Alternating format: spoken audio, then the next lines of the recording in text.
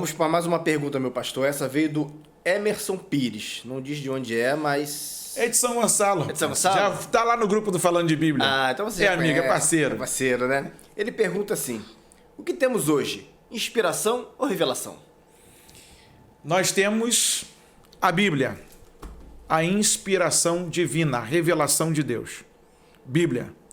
Iluminação é quando eu estou pregando no texto e o Espírito Santo me conduz naquele texto. Porque as pessoas tendem a dizer assim: eu vou revelar algo que você nunca viu no texto. Não, você não vai revelar. Você foi iluminado para declarar as verdades dos tesouros da palavra. E aí as pessoas tendem a confundir o que é uma... Como é que ele colocou aqui? Uma inspiração ou revelação. A revelação é a palavra, a maior profecia. Agora, a iluminação, que é uma inspiração, que nós chamamos de inspiração, ela é algo que o Espírito te conduz. Você às vezes lê aquele texto. Aí, de repente, eu vou assistir o Daniel e, rapaz, eu nunca tinha percebido isso. O Espírito te ilumina. Caramba, nunca pensei por essa perspectiva. Isso é iluminação. Agora, dizer que está tendo revelação, irmão, você está melhor do que Moisés? Não, o texto já está revelado. O que temos agora são insights da iluminação que o Espírito traz para nós. Amém. Para a gente fechar agora, nós vamos responder a pergunta do Marquinho da Efraim Motos, que é um grande parceiro, né? Meu amigo Efraim, Marquinho da Efraim, um grande abraço para todos os meus amigos que estão agora trabalhando lá em Nova Cidade, na Trindade. Meu beijão no coração aí dos meus amigos e irmãos. E que está com loja nova lá em Itaúna agora também. É mesmo? É, você que é de São Gonçalo, você que é de Alcântara, você que é de Itaboraí, quer consertar a sua moto, quer comprar uma peça de qualidade, Efraim Motos. Você pode também, através do Instagram, @EfraimMotos, encontrar a Efraim, fazer o seu orçamento e ter um trabalho de primeira. Marquinhos!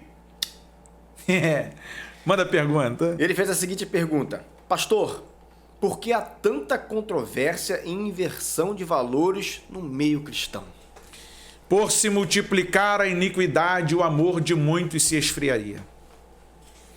O aumento da iniquidade, a relativização que nós estamos tendo hoje, as pessoas acham que tudo é relativo. Não, isso aqui não é tão assim como você está falando. Pastor, não existe verdade relativa na Bíblia.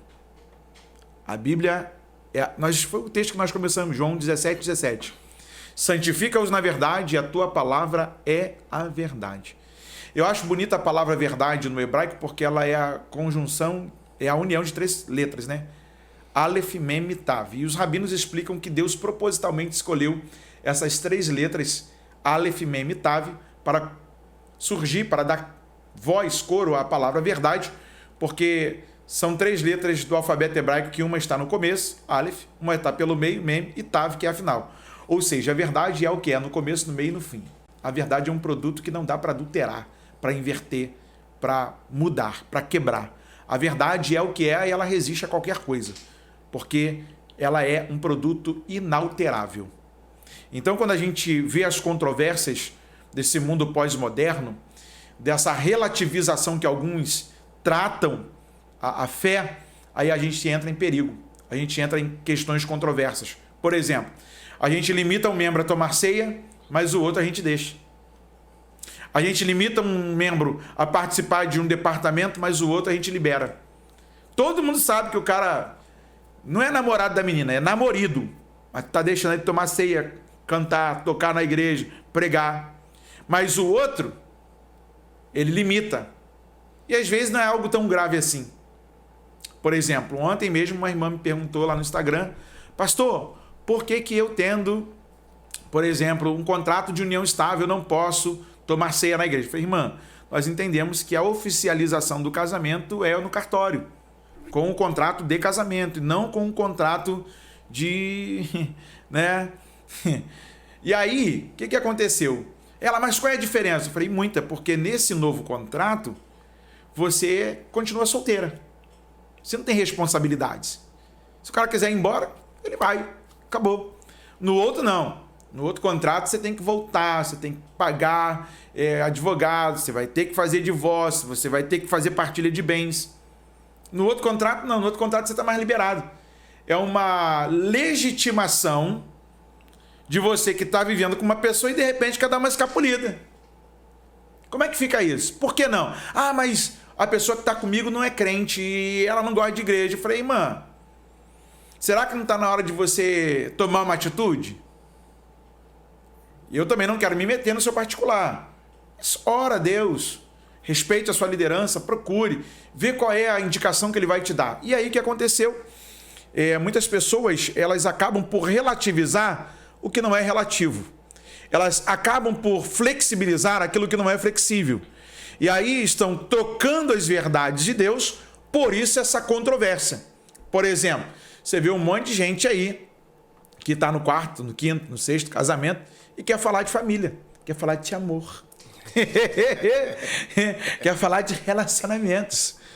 Deve ser, né? Já teve tantos. Verdade. E o que está agora também não é dele, igual a mulher samaritana, o irmão da samaritana. E aí, rapaz, você tem essa controvérsia. Por exemplo, gente que diz que é da igreja, mas quando você vê, o cara é só Jesus. Mas não há controvérsia no evangelho quando a gente vive a palavra pela verdade. E aí, como nós começamos, nós vamos terminar a nossa referência. Um grande abraço para os meus amigos e irmãos da Efraim Moto. Santifica-os na verdade. A tua palavra é a verdade. Palavra de Jesus em João capítulo 17, no verso de número 17.